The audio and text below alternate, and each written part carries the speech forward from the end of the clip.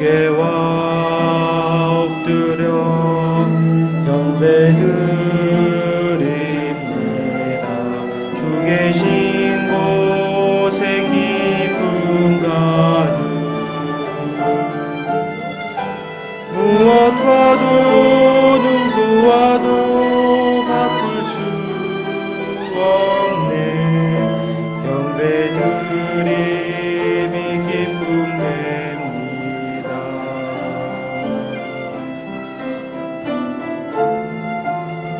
다시 한번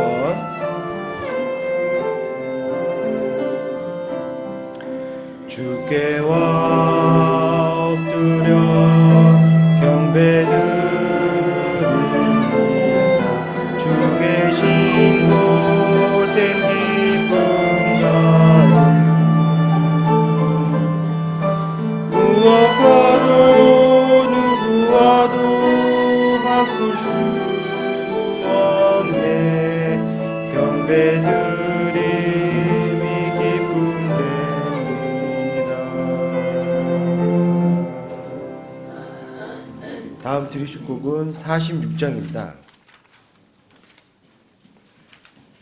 46장 마라나타 찬송 46장 하늘의 영광 떠나서 들으시겠습니다.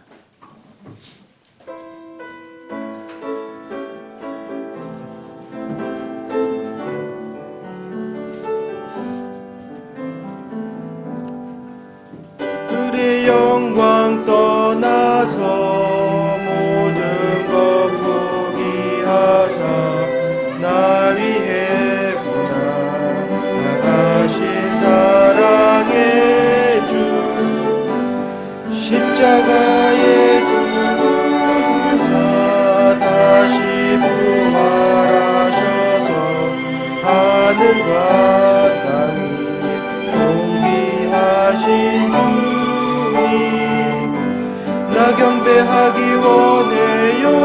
주님 날 소유 삼으셨네. 영원히 사랑해요. 나 위해 죽으신 나의 주님 내게 자유 주셨네. 나 목소리 높여서 경배합니다. 아멘. 다음으로 들으실 곡은 1장입니다. 마라나타 찬송 1장입니다. 1절, 2절, 감주 3절 들으신 후에 예배 시작하도록 하겠습니다.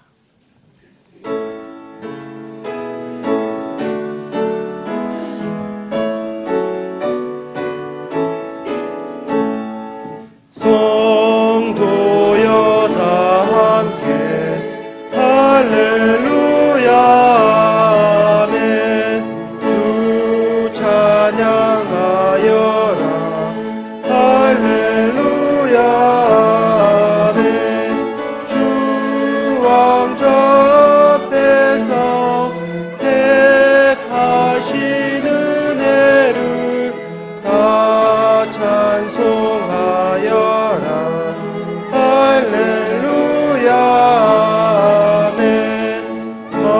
만문을 열어라 할렐루야 아멘. 온 하늘 울려라 할렐루야 아멘. 인도자 되시며 친구가 되신 주 그 사랑 끝없다 할렐루야 아멘.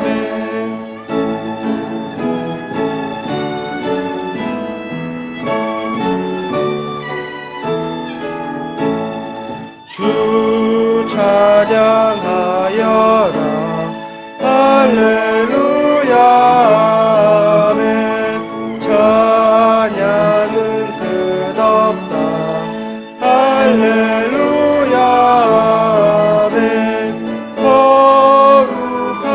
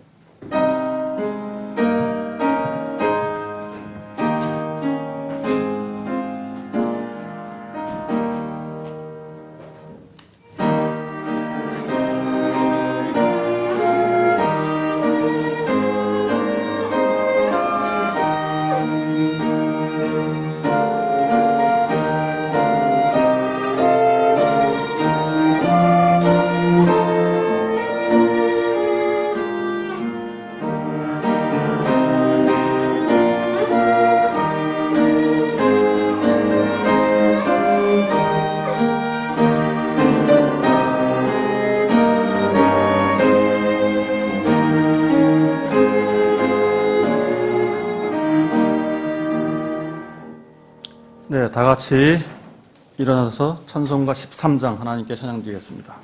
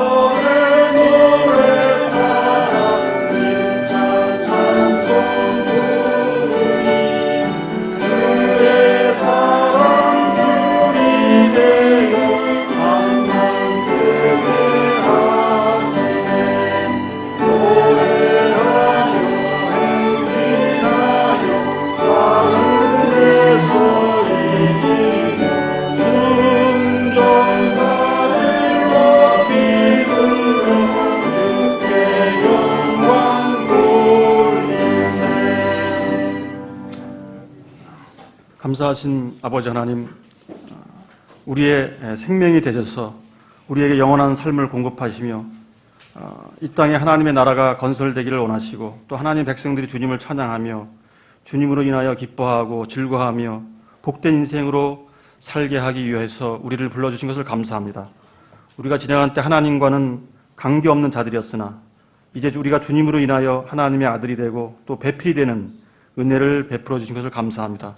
특별히 우리를 주님의 교회 가운데로 불러주심을 감사하고 하나님께서 불러주신 우리 모두가 주님으로 인하여 더욱더 기뻐하고 즐거워할 수 있는 날로 우리에게 복을 주심을 감사합니다. 오늘도 말씀을 전하는 설교자와 그 말씀에 복 주시길 원합니다. 듣는 우리 모두가 그 말씀을 아멘으로 화답하며 또 말씀으로 인하여 우리의 생명이 강건해지길 원합니다.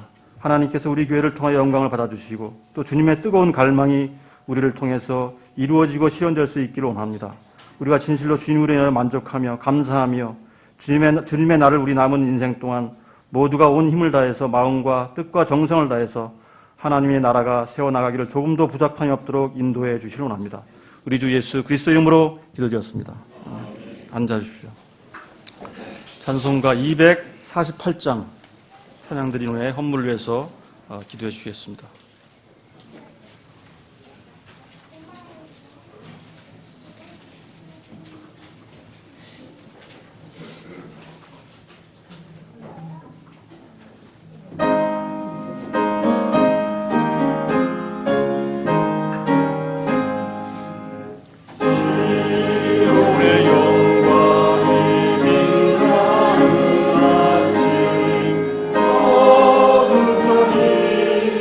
이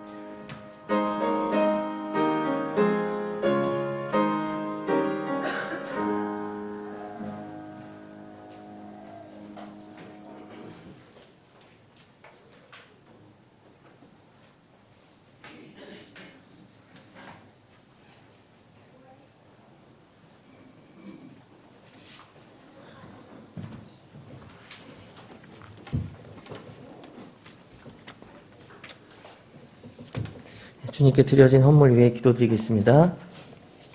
수고하고 무거운 짐진 모든 자들아 너희는 내게로 오라. 내가 너희에게 안식을 주리라. 나는 마음이 온유하고 겸손하니 너희 위에 내 멍에를 메고 내게 배우라. 그리하면 너희가 너희 혼을 위한 안식을 찾으리니 내 멍에는 쉽고 내 짐은 가벼우니라. 아멘.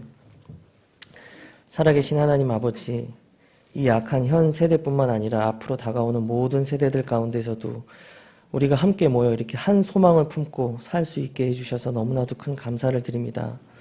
뿐만 아니라 지난 한 주간도 이 어렵고 위험한 이 세상 가운데서도 우리 소중한 서울제일침례교회 모든 지체 한 사람 한 사람 눈동자처럼 보호해 주시고 지켜주셔서 너무나도 큰 감사를 드립니다. 주님, 저희가 이 감사의 마음을 하나로 모아 주님 앞에 땀의 헌물을 가지고 나와왔습니다. 주님께서 기뻐 받아주시옵시고 눈에 보이는 이 작은 헌물들을 사용하셔서 눈에 보이지 않는 또한 볼 수도 없는 그 많은 영혼들을 구원하는 데 사용되어질 수 있도록 주님 하나님의 지혜로 이 물질을 값지게 사용하여 주시옵소서. 주님 앞에 구하옵는 것은 주님 이 물질을 드리는 마음이 원이로되 드리지 못하는 지체들이 있음을 주님께서 아시옵나이다. 주님, 그들의 마음을 헌물로 받아주시옵시고 주님, 그들이 계획하는 작은 계획이나 기도드릴지라도 전능하신 하나님께서 그들의 삶의 실제가 되어주셔서 생활의 문 또한 축복의 문을 열어주셔서 주님 그들도 간증할 수 있는 많은 기회들을 통하여 저희들 또한 기뻐하고 모든 지체들이 함께 고르게 축복받는 것 주님 저희 또한 볼 수 있도록 그 환경의 문을 열어주시옵소서. 주님, 오늘 거룩한 주의 첫날 하나님 아버지를 경배하기 위한 자리로 불러 모아주심에 또한 감사드립니다. 주님, 이 모임을 축복해 주셔서 저희들이 이 모임을 통하여 이 경배의 자리를 통하여 공급받는 모든 말씀을 통하여 저희들이 더 이상 육신에게 져서 육신대로 살 것이 아니라 아버지의 영광을 위하여 살 수 있는 그러한 시간이 될 수 있도록 성령님께서 이 시간을 사용하여 주시옵소서. 또한 이 시대 가운데 너무나도 많은 거짓 종교들 그리고 거짓된 것들이 어느 때보다도 너무 많이 뿌리 내려져 있는 어렵고 위험한 시대에 살고 있습니다. 공급해 주시는 말씀을 통하여 주님 저희들이 그 거짓 가르침들을 분별해내고 또한 그 거짓 가르침들과 다른 열매를 내는 진리의 말씀으로 또한 저희 모든 지체들 채워주시길 원하옵나이다. 거룩하고 분별할 수 있는 영들을 허락하여 주시옵소서. 특별히 그런 말씀을 전하시는 우리 설교자를 복주셔서 그 모든 전하는 말씀 가운데 하나님이 기뻐하시고 또한 성도들에게 필요한 모든 말들이 하나도 빠짐없이 전달되고 또한 뿌리 내리고 열매 맺을 수 있도록 주님께서 축복하여 주시옵소서. 감사드리며 이 모든 영광 하나님께 돌리며 예수님의 이름으로 기도드립니다. 아멘.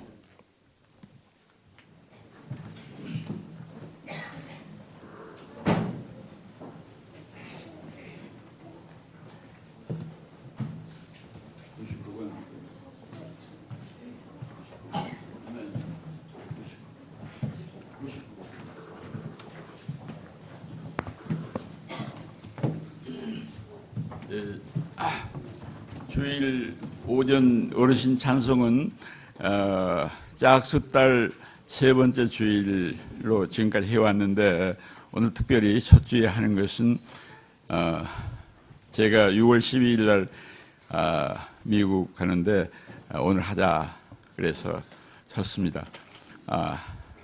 만약 3개월 예정으로 가는데 언제 올지는 잘 모르겠습니다.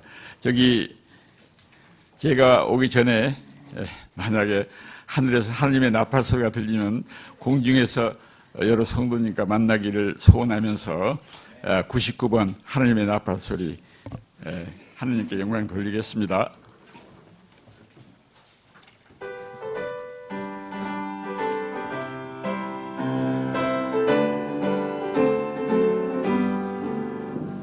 하나님의 나팔 소리 천지 진동할 때에 예수 영광 중에 구름 타시고 천사들을 세계 만국 모든 곳에 보내어 구원 얻은 성도들을 모으리.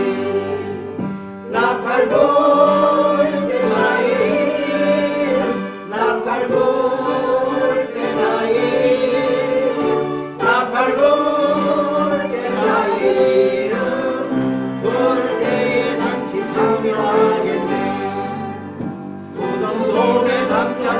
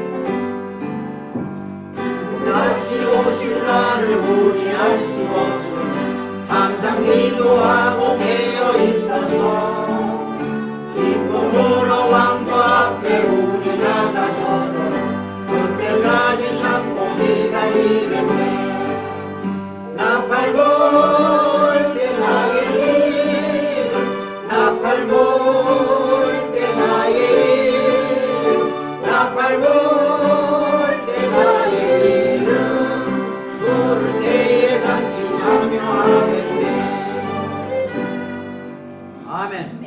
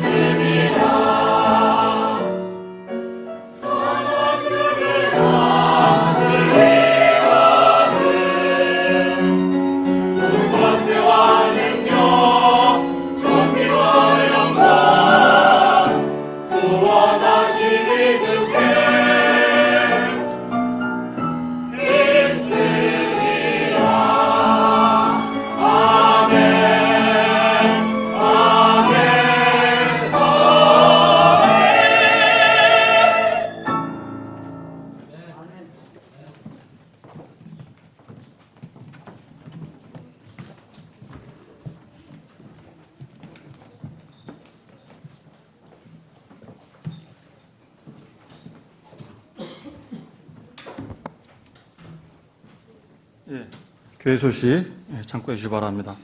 1번입니다. 오늘 6월 첫 주일입니다. 그래서 오후 예배에는 주의 만찬이 있고요. 예배 후에는 주변 지역 전도지 배포 시간 갖겠습니다. 2번입니다.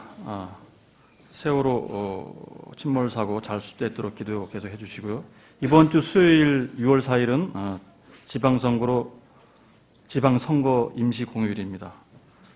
공무원들은 또 쉬는데 일부 또 회사원들은 안 쉬는 데도 있더라고요. 하여튼 투표 참여하시고 가능하시면 수요 예배 꼭 참석해 주시기 바랍니다. 3번입니다. 각자 처한 곳에서 매일 한번 교회를 위해서 기도해 주시고요. 오늘 목사님 그리스도인과 기도 14번째 강해 설교 있습니다. 5번입니다. 지난주에 한번 광고 드렸는데 이번 주 다시 한번 말씀드리겠습니다. 근무 주요 행사로서 6월 8일 주일 저녁 6시에 용산 침례교회 이전 예배가 있고요. 6월 9일 월요일에는 독립침례교회 사역자 친교 모임이 전북 익산 한마음 침례교회에서 있습니다. 7월 13일 2014년도 각 부서별 상반기 성경 암송대회가 예정되어 있습니다. 자, 이번 주 성경 암송 구절입니다. 시작. 주의 집에 거하는 자들은 복이 있나니 그들이 언제나 주를 찬양하리이다. 셀라. 시편 84편 10절 말씀.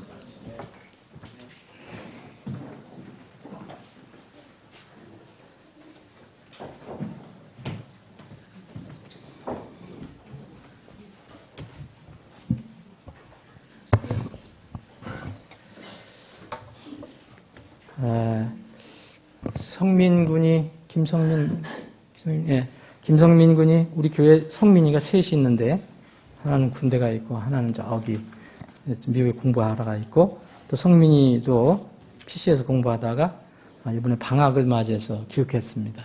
성민이 키가 많이 컸어요. 환영해 주다. 이제 12학년인가? 이번 가을부터? 이 가을부터 12학년. 목소리가 더 짙게 패였네. 그리고 육군병장 김병장이 또 있는데 난 좋아요. 근데 국가 국방 문제는 문제가 없겠지. 하여튼 이제 제대가 얼마 안 남아서 이제 제대를 앞두고 있습니다. 그래서 무사히 우리 세 형제가 지금 군대 가 있는데 석동원 형제 그리고 이성민 형제, 김상윤 형제. 우리 이성민 형제가 더 빨리 제대를 할 거예요. 그리고 상윤 형제가 더 제대를 하는데 끝까지 군생활 잘 마치고 올 수 있도록. 그리고 오면은 여기 오케스트라가 더 강화됩니다. 감사합니다. 주님의 이름으로 다시 처음 오신 분 주님의 이름으로 환영합니다. 다 같이 일어나서 인사하는 시간 갖겠습니다. 400장입니다. 400장.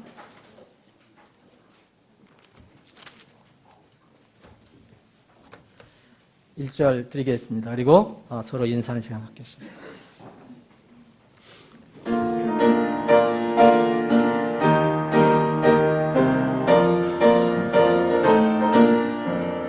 주의 진리를 십자가니 하늘은 주의 군사되어 영광스럽게 찬송하며 나가세 주 예수만을 위하여 목숨까지도 바치고 싸우며 나가세.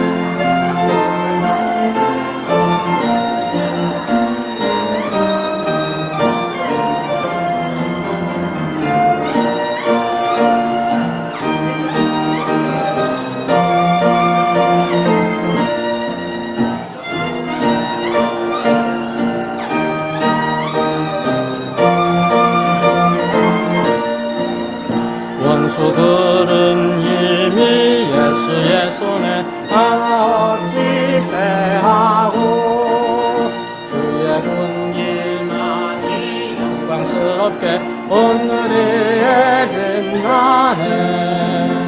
나가세 나가세 주 예수만을 위하여 목숨 가지고 사람터로 나가세. 아멘. 오늘 말씀은 함께 나눠볼 말씀은 구약성경 이사야서 25장입니다. 1절로부터 8절입니다. 지금 장례 정리하시면서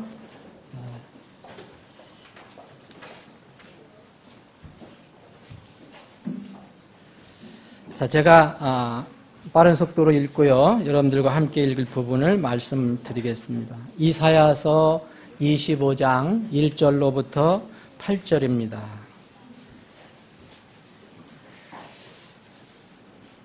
다 찾으셨으면 제가 읽겠습니다. 오 주여, 주는 나의 하나님이시니이다. 주께서 놀라운 일들을 행하셨으므로 내가 주를 높이고 주의 이름을 찬양하리이다. 주께서 옛적에 정하신 이 계획들은 신실함과 진리이니이다. 주께서 도시를 무더기로 만드시고 방벽을 세운 도시를 폐허로 만드시며 타국인들의 궁궐을 도시가 되지 못하게 하셨으니 그것이 결코 세워지지 못하리이다.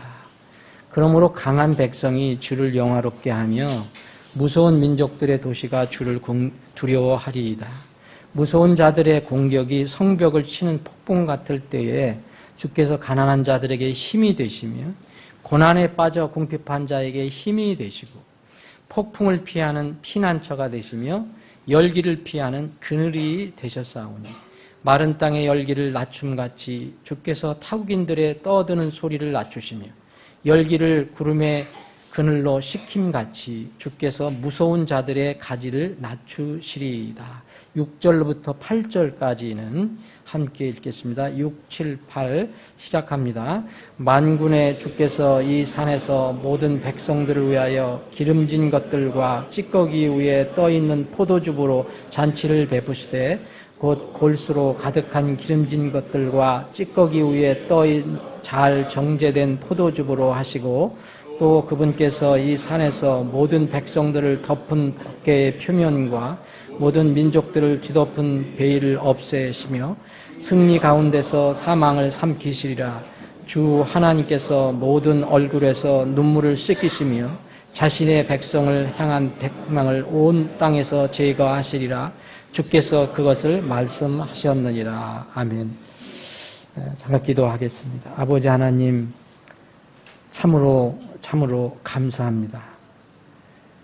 고맙고 감사합니다. 오늘 저희들에게 건강한 몸과 마음을 주셔서 이렇게 함께 모여 주님을 찬양하고 경배할 수 있게 하시니 감사합니다. 이 시간에도 또 저희들에게 생명의 양식을 허락해 주심을 감사합니다. 겸허한 마음으로 이 생명의 양식을 받기를 원합니다. 주님께서 친히 우리 사랑하는 지체들 가슴을 향해서 직접 이 말씀을 선포해 주시옵소서. 하나님의 영광이 드러나고 하나님의 말씀이 생명의 큰 능력으로 임하는 귀한 시간이 되게 하여 주옵소서. 거룩하신 예수님의 이름으로 기도합니다. 아멘.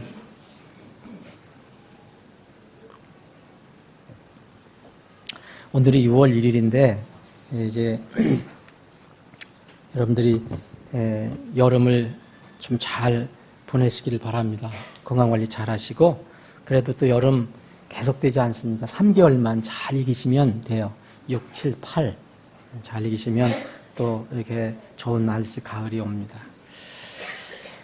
차를 이제 운전할 때 제가 이제 서울시역 교회로 출퇴근을 매일 하는데 차를 운전할 때 가끔 듣는 방송이 있습니다.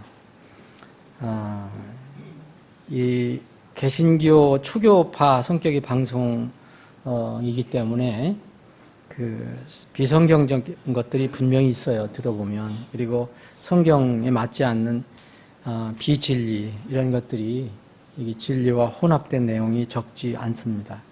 그런데 다른 기독교 방송에 비하면 기독교 방송들이 참 많은데 그런 방송에 비해 보면 정치 성향도 없고 또 비교적 순수한 편이라고 생각합니다. 그 프로그램 중에 제가 조금 늦게 출근을 하면은 그 시간에 중보기도 시간 프로그램이 나옵니다. 그 중보기도 시간이라는 건 뭐냐면 이렇게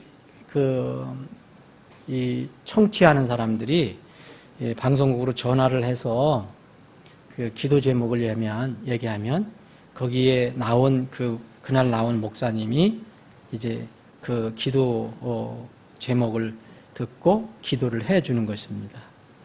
그런데 그 기도 요청하는 사람들 들어보시면 알겠지만 거의 특성이 있어요. 거의 힘이 없거나 울먹거립니다. 기뻐서 힘있게 전화한 사람들은 아주 드물어요.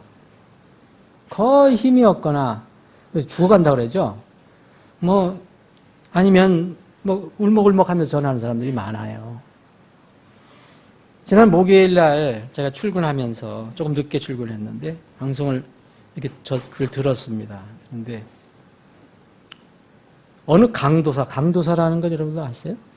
강도사는 다른 아마 장로교 계통에서 목사가 되기 전에 받은 직분일 거예요. 전도사 위에 있는 걸 것 같아요. 아마. 강도하면은 머리 도둑질 한다는 게 아니고 이 강단에서 설교할 수 있는 권한을 부여받은 사람을 강도사라는 것 같아요. 아무나 못 올라가거든요. 그런 데서는. 강도사가 전화를 했는데 이 전임 사역자잖아요. 채무 문제로 빚 문제로 자살을 하겠다고 전화를 한 거예요. 그래서 저는 이 생방송으로 진행하는 거기 때문에 생방송으로 진행할 때 이거 아나운서 있었고요. 또 기도해 주시는 그 목사님도 있었잖아요. 아마 놀랬을 것입니다. 근데 저도 조금 놀랬죠. 이게 무슨 얘기 하는 건가? 이런 전화도 하는구나. 오죽 절박했으면 이런 전화를 사역자가 지금 나 죽고 싶다. 죽으려고 하기 때문에 지금 전화를 했다고. 기도를 해달라고 전화한 거예요. 그러더니 나중에 마무리하는데 빨리 이제 방송국에서 끊더라고요. 더 이상 안 듣고. 또 어느 여자분은 항암 치료를 이제 병원에서 했는데 도저히 안 돼갖고 항암 치료를 포기하고 병원을 이제 나간다는 겁니다. 나가면서 이제 죽음을 앞두고 있는데 하나 걱정이 있는데 늦게 난 딸아이가 하나 있대요. 그 늦게 난 딸아이가 걱정이 돼서 기도를 부탁한다고 전화를 했습니다. 어느 75세 할머니가 또 전화를 했는데 교회 권사님이라고 하는 전화했는데 여전히 힘이 없는 목소리로 관절염, 정말 관절염이 너무 심해서 고통스러워서 좀 기도를 해달라고 부탁했습니다. 우리 어르신들도 이게 다리 아프신 분들이 있죠. 네. 우리 어르신들 정말 건강하게 주님 오실 때까지 건강하게 사시기를 주님의 이름으로 정말 축원합니다. 네, 기도하고요. 매일 기도하고 있습니다. 그러시면서 그 할머니가 이렇게 얘기하십니다. 이제 자신이 내 몸도 아프고 이제 나이도 있으니까 기도 부탁하면서도 그게 내가 완전히 완쾌해서 건강하게 살겠느냐 그런 생각이신 것 같아요. 몸도 아프고 나이도 있으니까 이제 찬송하고 기도할 때 하나님께 갈 수 있도록 기도를 해달라는 거예요. 목사님한테. 그 기도 부탁을 제가 들으면서 저도 늘 내가 주님을 예배하고 찬송할 때 혹은 기도할 때 혹은 성도들과 주님을 모시고 교제할 때 그때 조용히 주님께서 불러주시면 최고겠다. 네? 내 생애를 마감할 때 그걸 소망하고 가끔가다 기도합니다.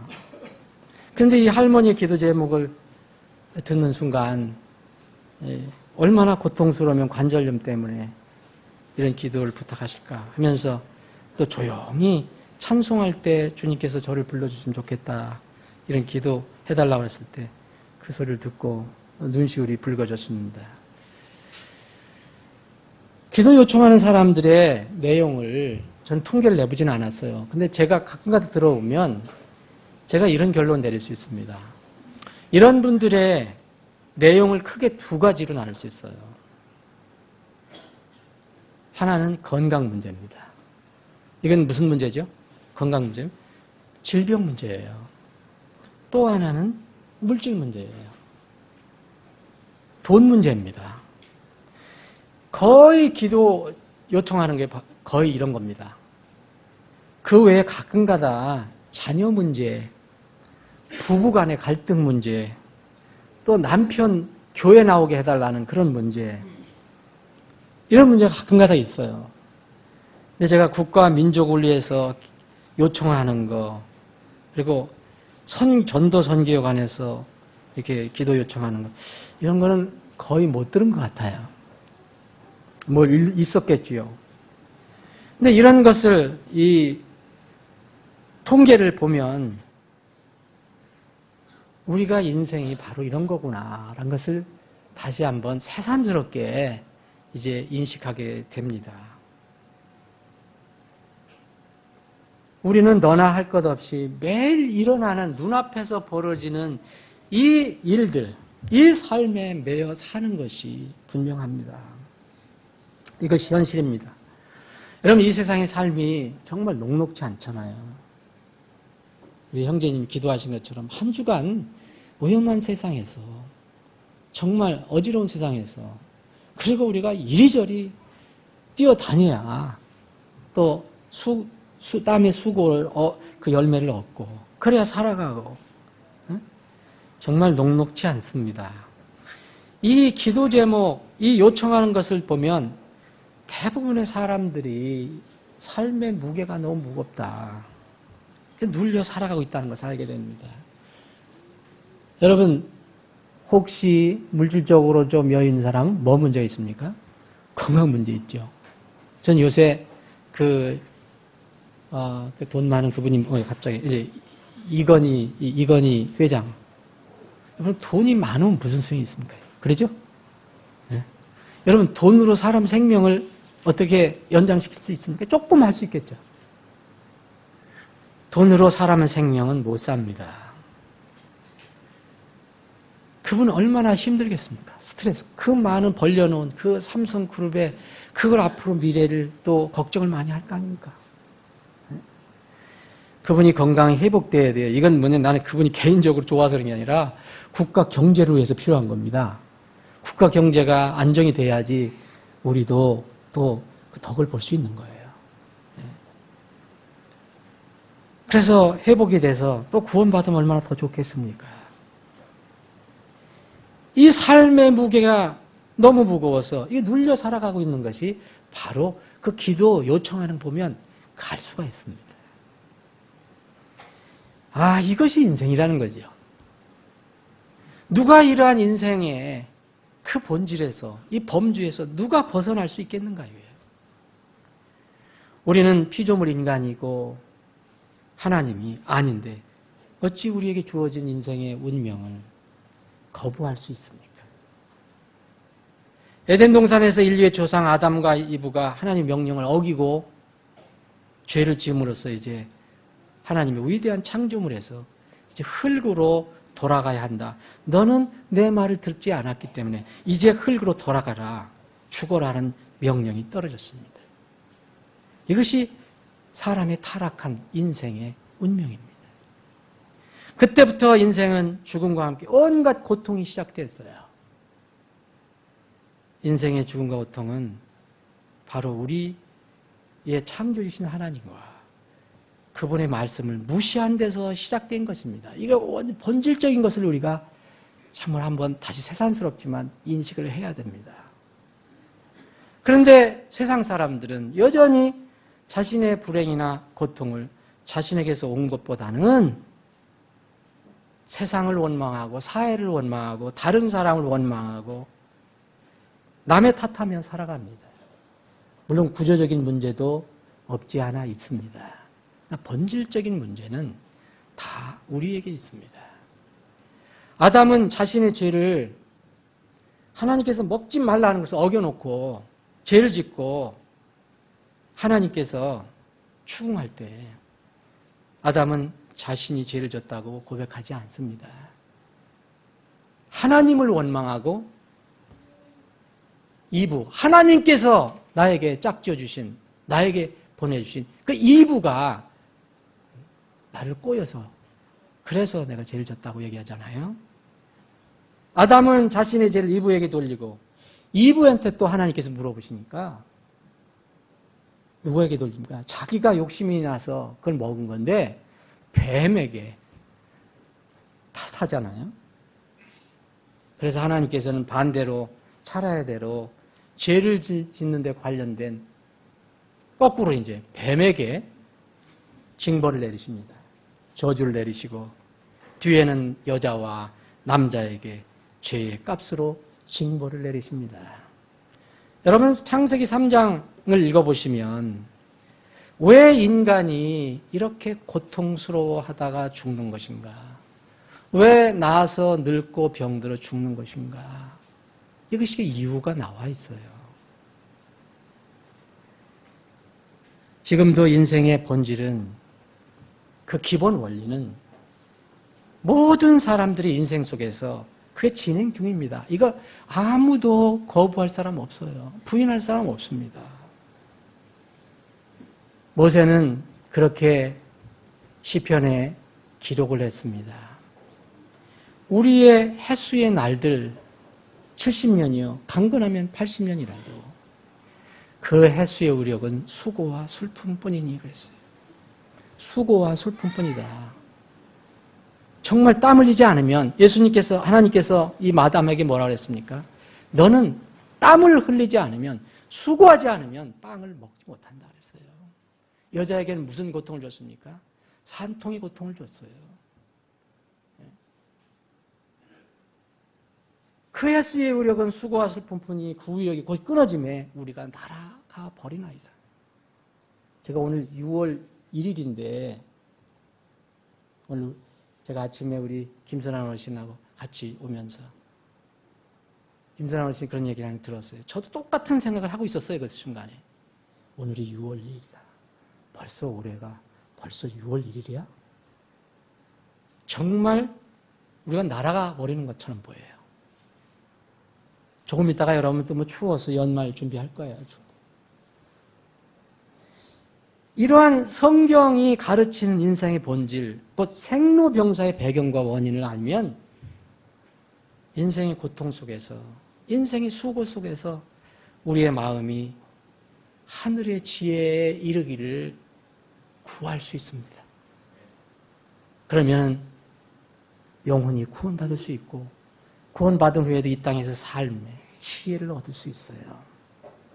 그래서 이 모세는 시편 90편 12절에 보면 그런즉 우리에게 우리의 날수 세는 것을 가르치사 우리가 지혜에 이르도록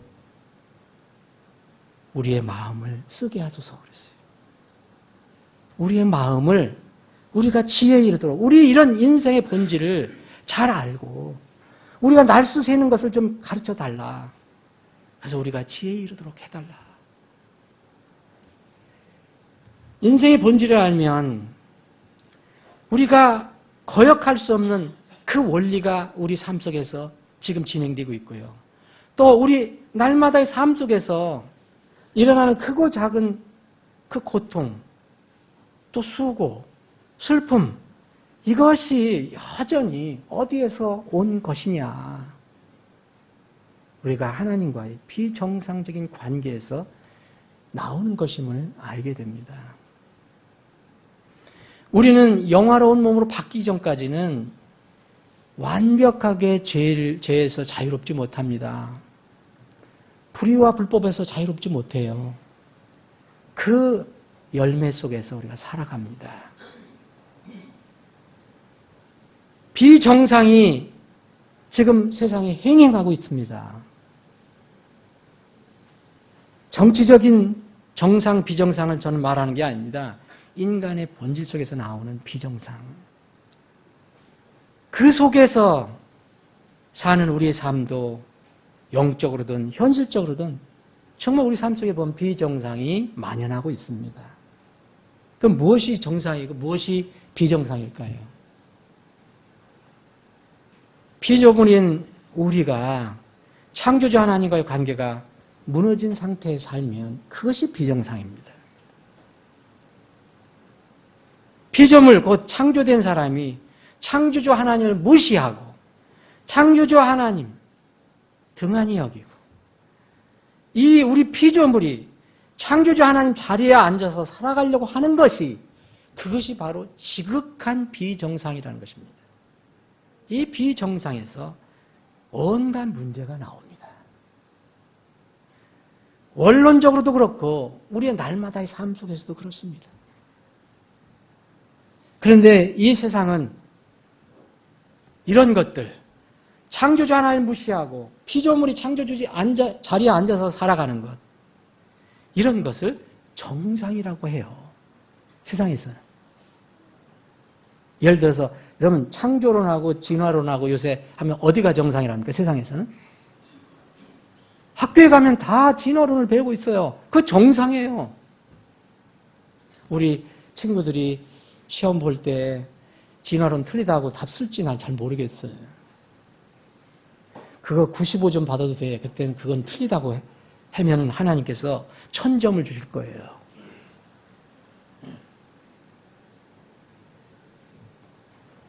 하나님을 신뢰하고 그분의 진리를 따라 사는 것, 이것이 오히려 이 세상에서 지금 비정상입니다.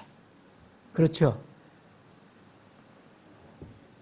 우리가 진리를 얘기하면 우리를 비정상적인 사람으로 생각합니다. 오늘 두 아름다운 찬양을 하나님께 올렸습니다. 하나님께서 받으셨지만 우리도 기쁩니다. 하나님이 나팔소리 찬양 이야기하면 세상 사람들은 저 사람들 비정상적인 사람이라고 얘기합니다.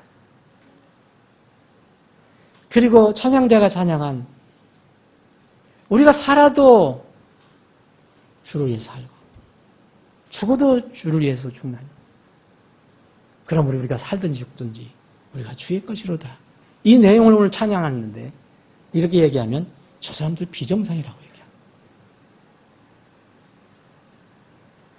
이 정상으로의 회복이 필요한데 세상은 거기에 눈이 어두워져 있습니다. 정상으로 회복은 간단합니다. 어려운 일이지만 간단해요. 사람이 피조물임을 인식하고 창조주의 관계를 원래대로 회복하는 노력을 하는 겁니다. 이 정상회복은 사람이 일단 타락한 뒤로는 사람의 힘으로 할 수가 없어요. 그래서 하나님께서는 창조주와 이 피조물 인간을 연결하는 중보자를 보내주신 겁니다.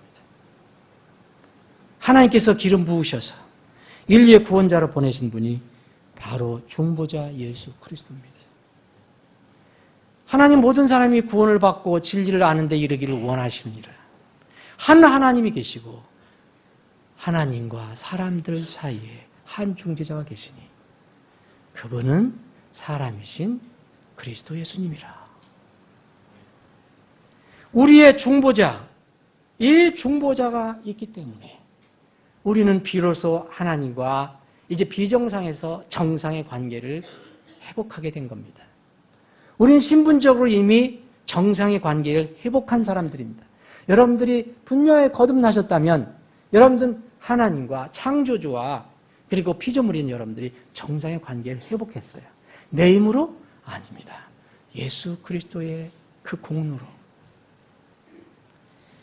그래서 우리는 우리의 중보자 예수 그리스도 안에 있기만 하면 이 세상의 모든 비정상으로 나오는 모든 실패와 이 슬픔과 이런 모든 고통, 사실 이것을 우리가 극복하는 승리를 확보한 겁니다. 그리스도 안에 우리는 이미 승리를 확보하고 있습니다. 이것을 우리는 잘 인식해야 합니다. 아무리 여러분들이 고통스럽고 아무리 땀을 흘리고 애써 수고해서 힘들더라도 나는 승리자라고, 나는 예수 그리스도를 통해서 승리자가 됐다는 것을 기억하시고 하나님께 감사하시면 힘을 얻을 수 있을 것입니다. 우리 인생의 고통받는 삶을 하나님은 결코 좋아하시지 않아요.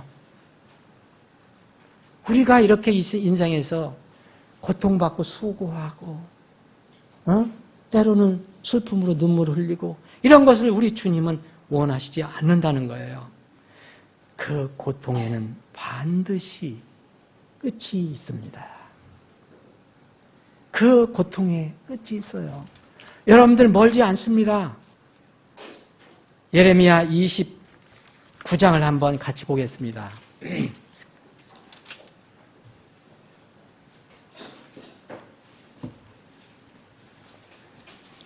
이스라엘 백성은 하나님께 불순종해서 그 벌로 바벨론에 70년 동안 가서 잡혀 노예가 됩니다. 하나님께서 끝까지 바벨론에 있게 하시지 않습니다.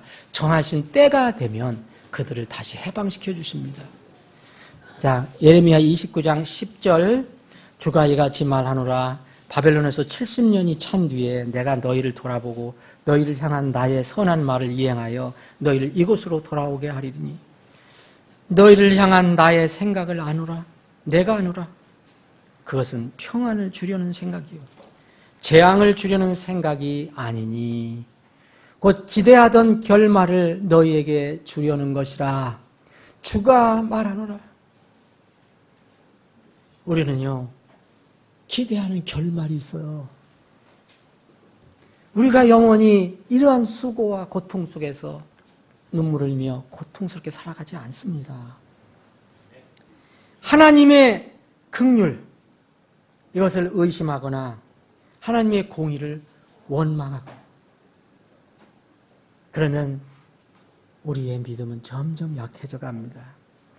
하나님의 공의를 원망하지 말고 우리의 자신을 살펴보는 것이 무엇보다 중요합니다. 여러분 예레미야 한번 함께 읽겠습니다. 예레미야 애가 그 뒤에를 보시면 그 애가 있습니다. 찾기 쉬우시죠? 예레미야 애가 3장을 보시면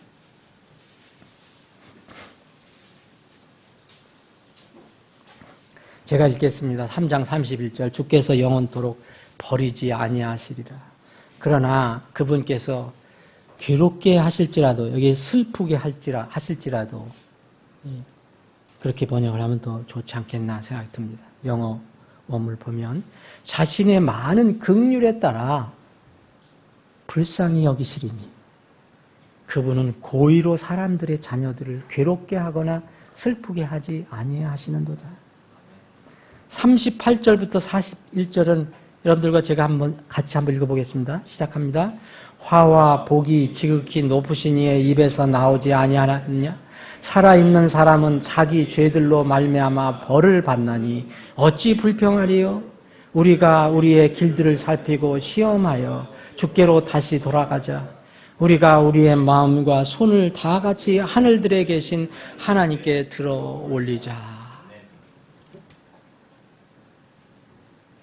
내가 피조물임을 알고 하나님의 무관심하거나 하나님을 벗어나려고 하는 모든 내 인생의 모든 부분을 정리하면 그리고 주님의 뜻에 맞춰 사는 그런 삶이 있으면 우리는 이 힘들고 어려운 삶 속에서도 늘 소망을 가지고 기쁘게 살아갈 수 있습니다. 이제 우리가 해야 될 것은 우리의 길을 살피고 우리를 테스트해보고 주님과의 관계를 온전히 회복하는 겁니다. 우리가 우리의 마음과 손을 다 같이 하늘들에 올리고 하나님을 바라봐야 합니다. 우리는 이미 거듭난 사람들은 다 신분적으로 이루어졌지만 여전히 삶 속에서 이 문제가 있습니다.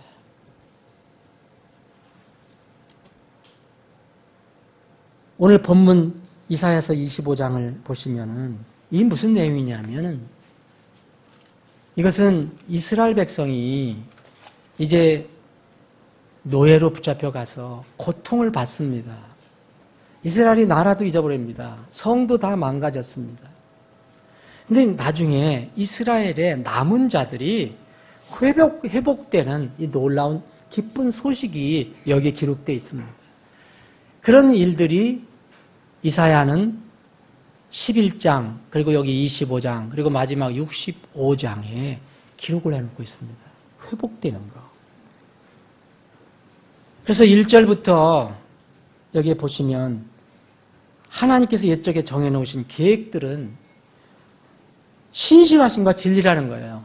하나님 우리를 향해서 계획하신 것이 우리를 일부러 괴롭게 하신 것이 아니고 우리의 문제 때문에 그것을 정화하시기 위해서 어느 기간을 두시는데 원래부터 옛적부터 정해놓으신 것은 하나님의 신실함과 진리입니다. 마지막 때 이스라엘이 주변의 이방 민족들의 공격을 받습니다. 고난을 받습니다. 이때 하나님께서 힘이 되시고 피난처가 되신다는 겁니다. 열기를 피할 그늘이 되어 주신다는 겁니다. 이 4절까지 그 말씀입니다. 또 주님께서 만왕의 왕으로 다스실 때 백성들의 모든 고난이 끝나고 주님의 기름진 것으로 이제 잔치를 베푸신다. 그 말씀이 여기 6절부터 나와 있습니다. 이때 인생의 마지막 원수였던 지독한 원수였던 사망이 삼켜지게 됩니다. 그리고 친히 하나님께서 백성들의 얼굴에서 눈물을 씻겨주십니다. 그동안 진리를 따라서 사느냐고 이 세상에 멸시를 받았던 하나님의 백성에 대한 세상의 그 책망들, 치욕들을 완전히 제거하십니다. 그게 8절입니다. 7절, 8절입니다. 모든 백성들을 덮은 덮개의 표면과 모든 민족들의 뒤덮은 베일을 없애시고 승리 가운데서 사망을 삼키시리라. 주 하나님께서 모든 얼굴에서 눈물을 씻기시며 자신의 백성을 향한 책망을 온 땅에서 제거하시리라. 주께서 분명히 그것을 말씀하셨다라고 이야기합니다. 하나님께서 우리 인생에 대해 기대하는 결말이 있습니다. 그것은 끝내 우리 인생이 고통과 슬픔과 눈물로 재앙으로 끝나는 것이 아니라는 것입니다. 하나님은 화평의 하나님이야. 하나님은 우리에게 주신 생명의 하나님입니다. 우리에게 평안을 주시려고 합니다. 그런데 이 평화는 하나님께 나오는 것인데 악과 불의를 나는 같이 양립할 수가 없습니다. 그래서 사망의 독침 무기는 죄잖아요. 왜 사망의 독침 무기가 죄입니까? 죄 때문에 우리가 죽게 됐습니다. 이 죄와 사망을 이기는 승리는 그래서 반드시 예수 그리스도 평화의 왕을 통해서 하나님께서 주십니다. 로마서 8장을 읽어보시고 고린도서 15장 읽으면 벌써 예수 그리스도를 통해서 우리가 사망을 이기게 됩니다. 그래서 예수 그리스도를 믿고 모신 사람들은 1차 죄로부터 우리는 승리자입니다. 그리고 예수님을 모신 사람들이 날마다 주님을 인정하고 사랑하는 사람들은 승리자일 뿐더러 정복자보다 더 나은 자가 된다고 기록을 하고 있습니다. 제가 한번 읽어드리겠습니다. 로마서 8장에 보면 이런 말씀이 있습니다. 누가 우리를 그리스도의 사랑에서 떼어놓으려 환난이나 곤경이나 핍박이나 기근이나 벌거벗음이나 오염이나 칼이랴. 36절을 제가 읽습니다. 이것은 기록된 바 우리가 종일토록 주를 위해 죽임을 당하며 도살당할 양같이 여겨졌나이다 함과 같으니라. 달마다의 삶이 그렇게 보입니다. 그런데 그렇지 않다라고 얘기합니다. 37절 보면 아니다. 아니라 이 모든 것에서 우리는 우리를 사랑하신 그분을 통해 정복자들보다 더 나은 자들이니라. 내가 확신하노니 사망이나 생명이나 천사들이나 정사들이나 권능들이나 현재 있는 것들이나 장래 있는 것들이나 높음이나 깊음이나 다른 어떤 피조물이라도 능히 우리를 그리스도 예수 우리 주 안에 있는 하나님의 사랑에서 떼어놓지 못하리라. 예수 그리스도 안에 있다면 우리는 승리자요 또 정복자보다도 더 나은 자가 됩니다. 이 승리자, 우리는 승리자예요. 정복자보다 더 나은 자예요. 그런데 주님께서 우리를 공중으로 불러주실 때까지는 이 땅에서 천국의 순례자로 살아가야 합니다. 그래서 천국의 순례자로서 요구되는 삶이 있습니다. 합당한 삶이 있습니다. 그것이 바로 절제와 자족입니다. 주님께서 다시 오실 때까지 우리가 감당해야 할 것은 인생의 수고와 고통입니다. 이것을 벗어날 사람은 아무도 없습니다. 육체적인 병약함도 때론 찾아올 수 있고 늙는 것도 막을 수가 없습니다. 그 방송의 중보기도의 통계처럼 인생의 두 가지 큰 문제는 건강 문제, 곧 질병 문제, 또 하나는 땀 흘려 수고하는 문제, 그 돈 문제, 물질 문제입니다. 이 두 문제를 어떻게 다루어가며 살 것인가, 그 지혜가 필요한 겁니다. 주님 뵐 때까지. 첫 번째 건강 혹은 질병 문제는 우리가 할 수 있는 대로 우리 몸과 마음을 남용하지 않으면 1차 우리는 건강을 확보할 수 있습니다. 주님의 뜻에 따라 여러분 순종하며 살면 1차 기본적으로 여러분 육체의 건강은 확보됩니다. 주님께서 분명히 약속하셨어요. 어떤 명령을 주님의 명령을 지키면 너희들이 이 땅에 잘 되고 또 오래 산다.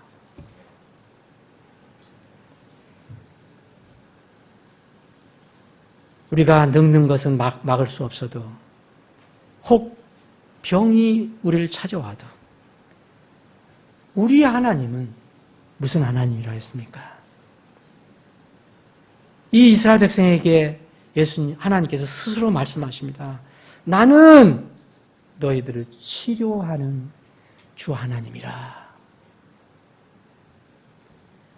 또 우리에게는 큰 무기를 주셨어요. 우리는 교회로 하나가 되어 있습니다. 주님께서 우리 교회를 통해서 주신 큰 무기가 있는데 그것은 아픈 사람들을 위해서 기도하는 것입니다. 여러분 야고보서 우리가 공부를 했죠, 지난주에. 그것은 교회에게 1차 주신 명령입니다. 세상이 갖지 못하는 위대한 강력한 기도의 무기를 우리는 가지고 있습니다. 그래서 병들고 약해도 그런 지체를 위해서 교회가 기도의 무기를 쓰면 됩니다. 근데 쓰지 않는 것이 문제일 뿐입니다. 두 번째, 이 인생을 살아가려면 땀을 흘리고 수고해야 한다는 거예요. 이런 운명은 사실 쉽게 얘기하면 물질 문제잖아요. 재물 문제잖아요. 빵 문제잖아요. 우리가 이 땅을 살아갈 때 물질적으로 어려움을 겪을 수 있다는 의미가 됩니다. 너희들은 평생 땀을 흘려야, 수고를 해야 너희 먹을 빵을 얻을 수 있다면 무엇을 의미합니까? 누구나 이 세상에 살아가는 사람은 다 물질적으로 어려움을 겪을 수 있다는 것을 이야기합니다. 그렇다면 우리는 이 세상에 사는 동안 무엇이 필요합니까? 이 세상을 지나가는 나그네로서, 순리자로서 건전한 물질관이 세워져야 한다는 거예요. 건전한 물질관. 우리가 먹고 마시고 입는 것에 대해 주님도 지대한 관심을 가지고 있습니다. 성경 읽어보면 주님이 그런 말씀하셨어요. 야, 어떻게 세상 아버지도 자식이, 아들이 빵을 달라고 하는데 돌을 주겠느냐? 생선은 달라고 하는데 누가 뱀을 주겠느냐? 세상 악한 아버지도 그러한데 하늘에 계신 그 좋으신 하나님이 너희들에게 더 좋은 거 주시지 않겠느냐? 우리 하나님, 여러분들의 하나님이 여러분들이 먹고 마시는 것에 관해서 관심이 없으신 게 아닙니다. 무척 관심이 많으십니다. 내 아들의 피로 구원받은 저 아들들이, 자녀들이 굶지 않도록 해야 되는데 헐벗지 않도록, 그게 우리 하나님 아버지의 마음이십니다. 그런데 하나님께서 그런 말씀을 하셨어요. 먹고 마시고 입는 것, 나도 너희들에 관한 그것 지대한 관심이 있다. 그런데 선행돼야 할 것이 있다 라고 말씀하십니다. 마태복음 6장을 보면 이런 말씀이 있습니다. 야, 오 너희 믿음이 적은 자들아, 하물며 너희는 더 잘 입이지 아니하겠느냐? 그러므로 염려하여 이르기를 우리가 무엇을 먹을까, 무엇을 마실까, 우리가 무엇을 입을까 하지 말라. 저는 마태복음 6장 31절을 읽고 있습니다. 이 모든 것은 이방인들이 구하나니 너희 하늘 아버지께서는 이 모든 것이 너희에게 필요한 줄 아시느니라. 여러분, 하나님 지금 이 말씀 여러분 믿으십니까? 네.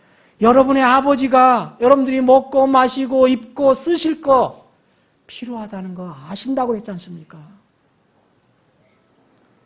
그런데 33절 보면 오직 너희는 먼저 첫째로 하나님의 왕국과 그분의 의를 구하라.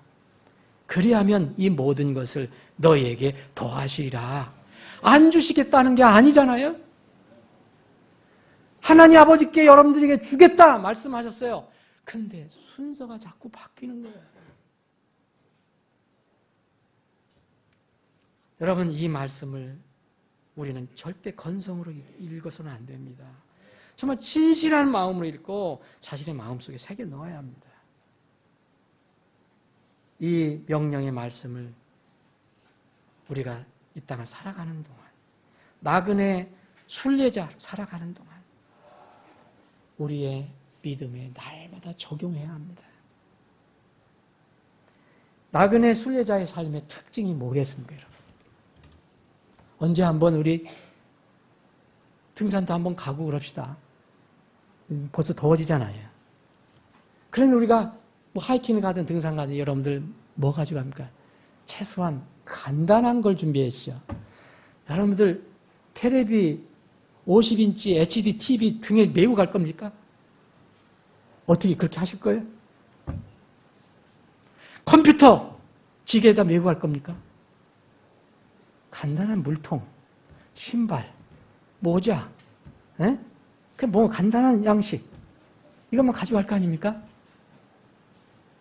나그네 순례자의 삶의 특징이 뭡니까? 이겁니다. 욕심 없는 삶입니다. 단순한 삶입니다. 영어로 해보겠습니다. 심플 라이프입니다.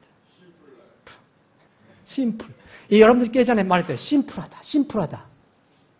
여러분, 심플하면 참, 좀 심플하다. 인생에 필요한 것이, 우리 나그네로서, 순례자로서 필요한 것이 이것입니다. 주님 중심으로 단순하게 살지 않으면 세상이 이것저것 무척 복잡하고 분주한 삶을 여러분들에게 자꾸 지워주게 되어 있습니다. 여러분들 한번 시험하지 마세요. 그럼 금방. 여러분, 이건 금방 나타나는 겁니다. 여러분, 복잡하게 한번 살아보십시오. 이것도 해보고 저것도 해보고 꼭 필요한 건 해야 되지만 주님께서 허락하시는 삶을 벗어나서 세상의 욕심을 따라 살아가면 제일 먼저 무슨 문제가 생기는지 아십니까? 물질 문제가 터지게 됩니다.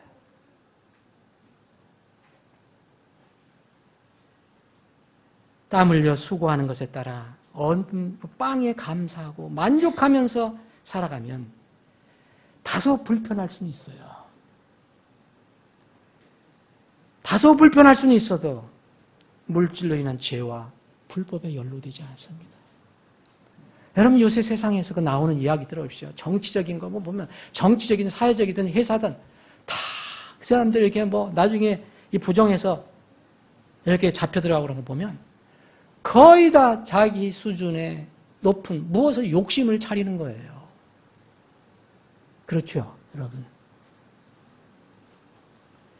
예를 들어서 공무원이 한 달에 300, 400 받으면 그거에 맞게 살아가면 되는데 우리 공무원이 막 벤츠도 사고 뭐 50평짜리 아파트 몇 개 사나? 그럼 이게 어디서 나오겠습니까, 여러분? 그렇죠? 복권 당첨되기 전에는 불가능하잖아요. 이게 그러니까 부정한 방법을 할 수 있고 욕심을 차리니까 벤츠 안 타면 어떻습니까?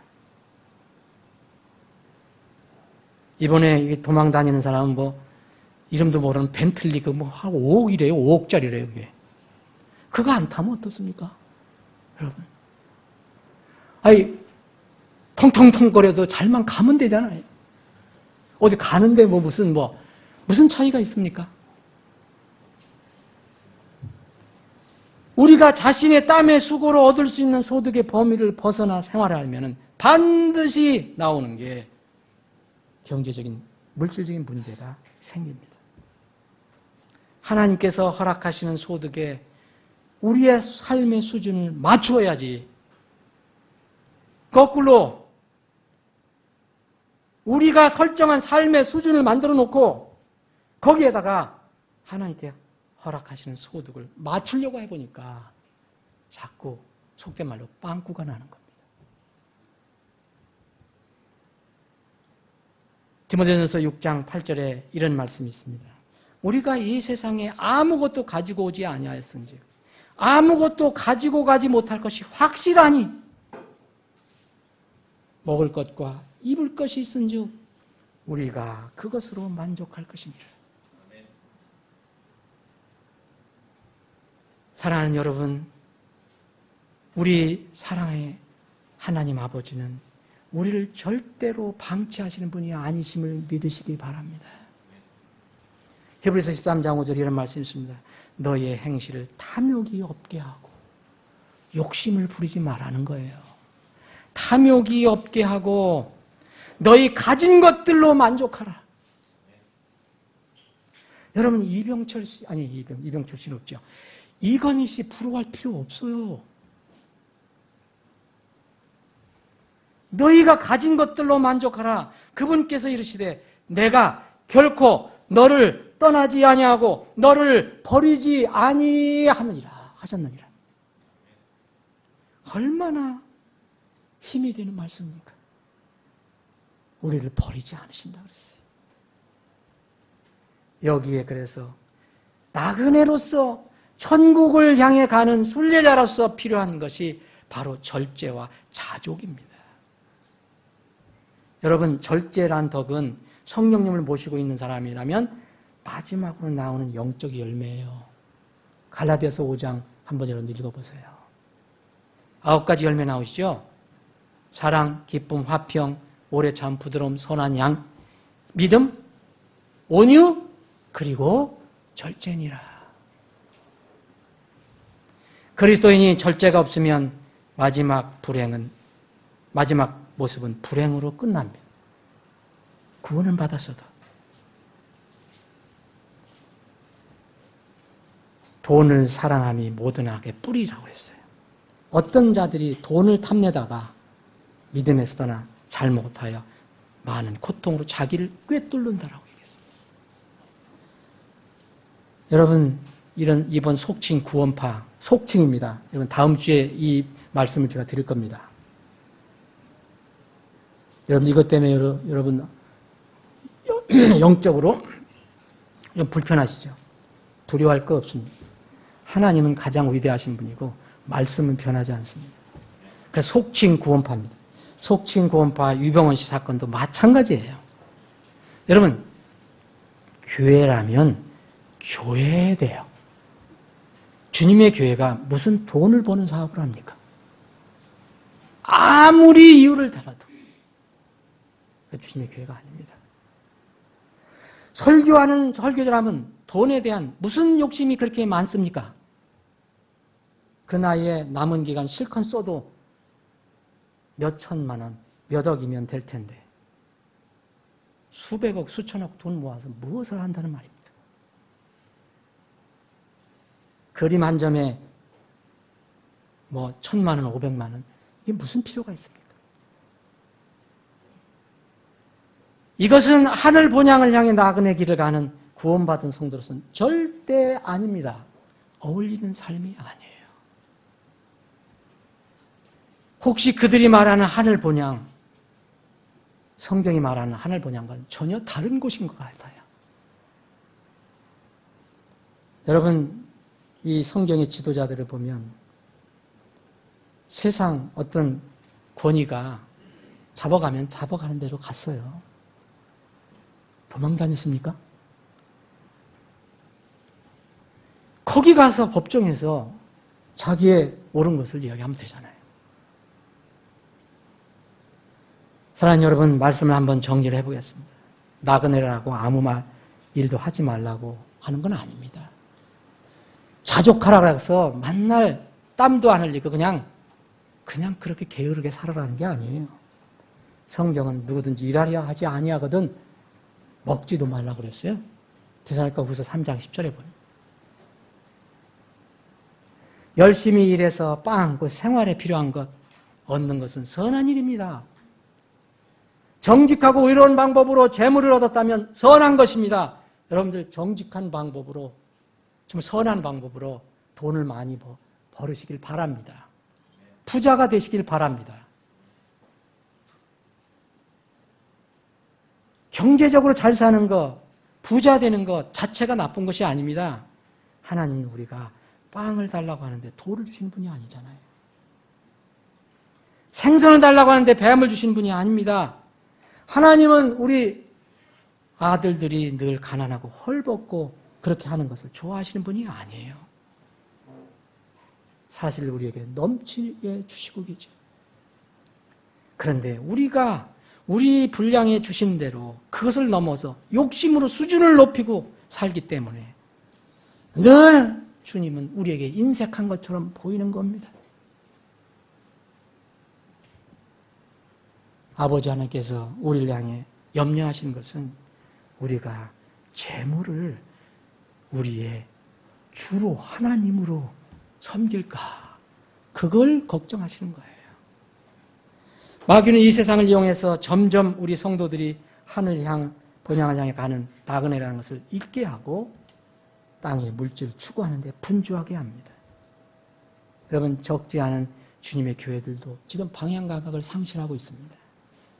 세상의 만문신의 지배를 받고 있어요. 기독교 어떤 신앙이 이 물질적인 것에 많이 지배를 받고 있어요. 만문신 정말 지금 엄청난 위력을 발휘하고 있습니다. 우리는 그럼 어떻게 해야 됩니까? 땀 흘려 열심히 살아가되 우리의 삶을 한번 돌아보고 리모델링 해야 할 필요가 있습니다.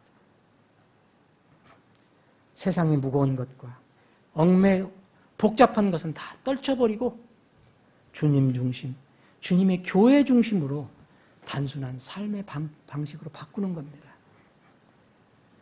우리는 이 세상에서 물질이 좀 부족하고 생활 수준이 좀 낮아도 그리스도 안에 있으면 이미 뭐라고 했습니까? 승리자라고 했습니다. 그리고 정복자보다 더 낫다고 말씀했습니다.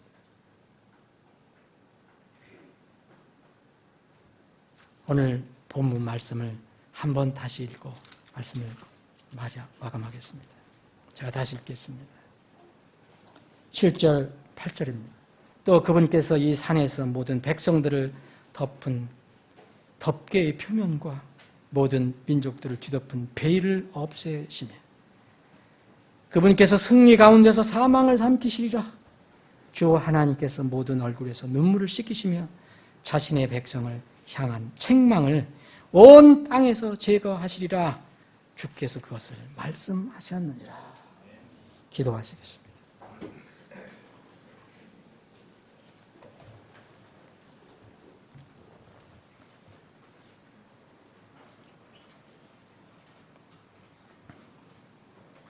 아버지 하나님께 여러분 결단의 시간을 가지면 좋겠습니다. 저는 여러분들의 삶을 다 소상히 모릅니다. 그런데 자금의 이 소위 얘기하면 이런 사건으로, 교회 관련된 사건으로 인해서 한번 생각해 볼 것이 있습니다. 교회와 물질이 어떤 관계가 있는가? 그리스도인과 물질은 어떤 관계가 있는가? 과연 지금 벌어지고 있는 그런 교회의 그런 모습이 정말 성경적인 모습일까? 결코 아니라는 것이죠. 우리는 나그네와 순례자입니다. 여러분들 분명히 거듭나셨으면 이 땅에서 영원히 살지 않습니다. 특징은 무엇이 되어야 합니까? 욕심 없이 자족하는 삶입니다. 단순한 삶입니다. 그 삶을 살기로 여러분 결단하고 기도하시는 시간 되길 바랍니다. 누가 우리를 그리스도의 사랑에서 떼어놓으려 환난이나 공경이나 핍박이나 기근이나 벌거벗음이나 위험이나 칼이랴. 이것은 기록된 바 우리가 종일토록 주를 위해 죽임을 당하며 도살당할 양같이 여기졌나이다 한 것 같으니라. 아니다. 아니라 이 모든 것에서 우리를 사랑하신 그분을 통해 우리는 정복자들보다 더 나은 자들이니라.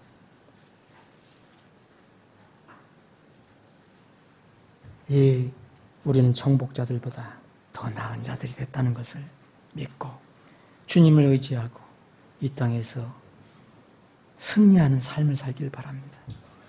아버지 하나님, 오늘도 말씀을 주심을 감사합니다. 말씀이 없으면 저희들은 하루, 아니 1시간도 살 수 없습니다. 오늘 다시 말씀을 통해서 우리에게 힘을 주심을 감사합니다. 소망을 갖게 하심을 감사합니다.